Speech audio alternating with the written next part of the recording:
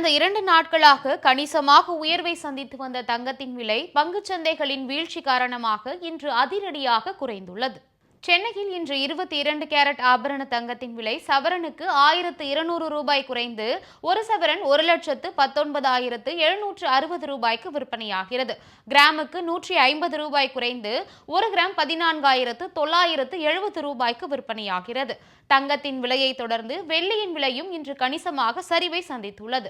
சென்னையில் சில்லறை வர்த்தகத்தில் ஒரு கிராம் வெள்ளி 10 ரூபாய் குறைந்து 290 ரூபாய்க்கும், கிலோவுக்கு 10,000 ரூபாய் குறைந்து ஒரு கிலோ வெள்ளி 2,90,000 ரூபாய்க்கும் விற்பனையாகிறது.